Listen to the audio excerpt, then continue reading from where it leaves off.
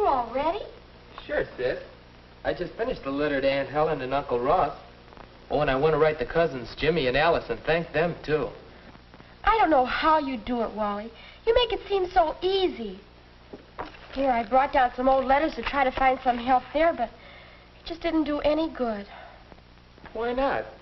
You read me some of those letters. I think they were pretty sharp. But there's a difference between reading letters and writing them. Walter, how do you write such good social letters?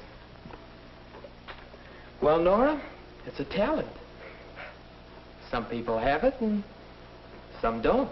That's not true, Walter Barlow. And you're going to sit down right now and tell me the secret. Well, all right. Let's look at this stack.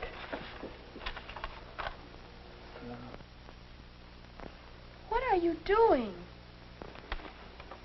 There. You see, Nora, different letters have different purposes.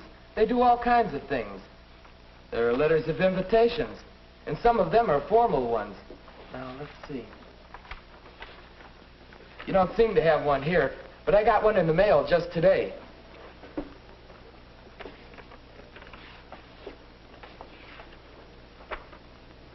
See?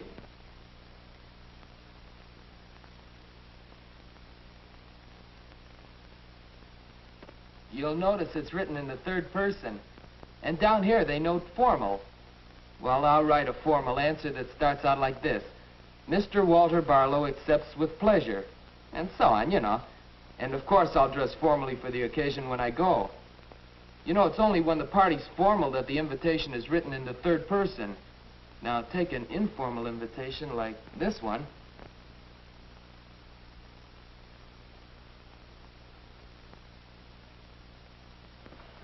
You don't have to write an answer to this kind of invitation. Chances are your phone to accept this one.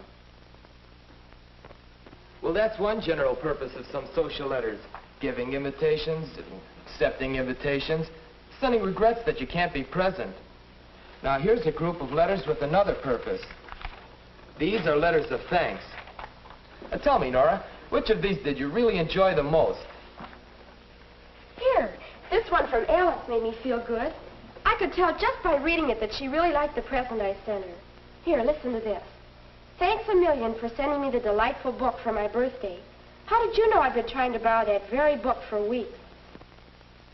This is a thank you letter for a gift. The one I want to write is a thank you letter for a visit. Right, but these are both thank you letters.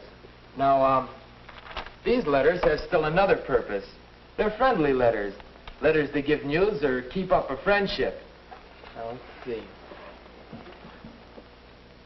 I was shopping yesterday, and I picked out the smartest blouse. But then, gee, you know, as you read that, you could just hear Margaret's voice, just as if she were telling you. Let's see. Oh, I was shopping yesterday. And I picked out the smartest blouse. But then something terrible happened. I couldn't find my change purse. I was so embarrassed and frightened, too. Well, I had left it at home. Oh, what an experience. No blouse. Now, that's a pretty good example of the sort of thing that makes a letter a lot of fun. And then there's another type of social letter. It's a letter of sympathy. We don't have one here, but I got a lot of them when I had pneumonia. They were all informal and very friendly, and they certainly made me feel better. There, you see? Well, I see that there are different letters for different purposes, and I think I know the purpose of mine. It's a thank you letter for a visit. Mm-hmm. But, well, that's what I tried to write, but it's not very good.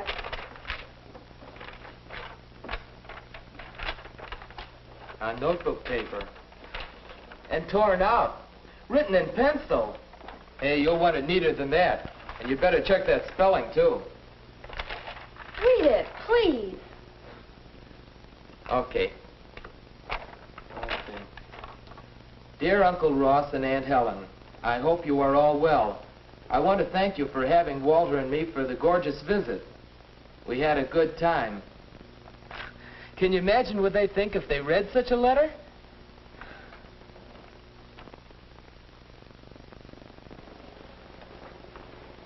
Ross, I do hope Nora really enjoyed her visit here. Well, I hope so. Pretty hard to tell from her letter. I told you it was an awful letter. Well, what do you want Aunt Helen and Uncle Ross to think? I mean, how do you want them to feel after they read your letter? Well, I want them to feel pleased. After all, that's the whole purpose in writing the letter, to make them glad that they invited me. Why don't you try again now? All right. May I borrow some of your white paper? Mm-hmm. And I'm going to use pen and ink.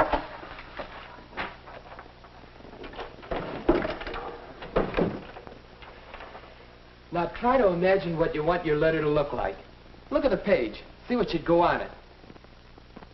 First, you'll want your address and the date, of course. Then the salutation. And the main part of the letter.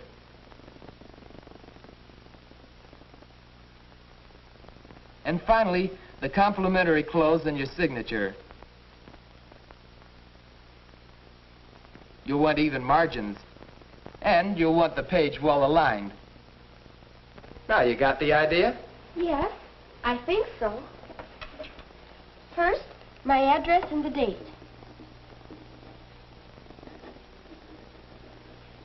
And then the salutation, Dear Aunt Helen and Uncle Ross.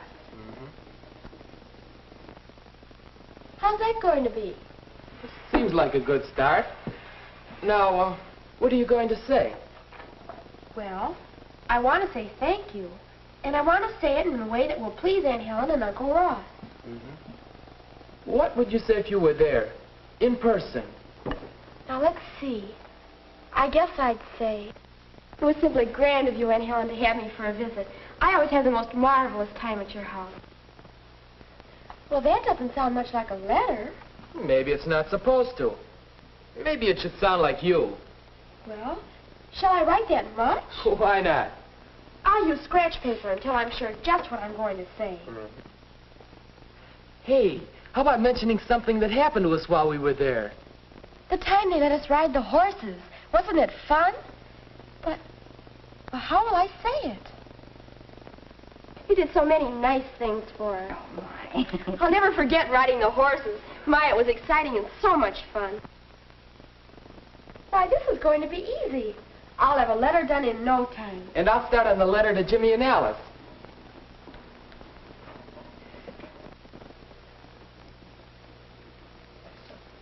There.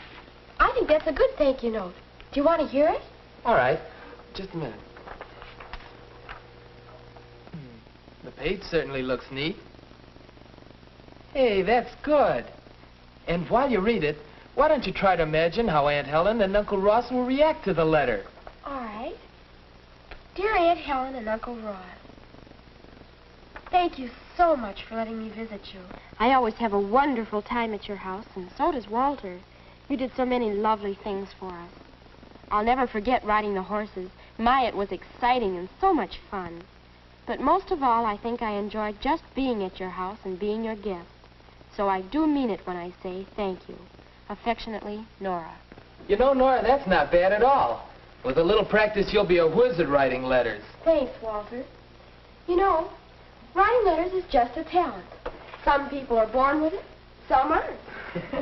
I'm glad you appreciated my help. Seriously, though, you're writing a letter to Jimmy and Alice. Can't it be from both of us? Gee, Well, there are lots of things I'd like to say to them. I'd like to tell them about our visit, and I'd like to give them some news, too. Well, all right. We might as well write it together. Here, you can write some now. Oh, good. You know, I think writing letters is going to be a lot of fun.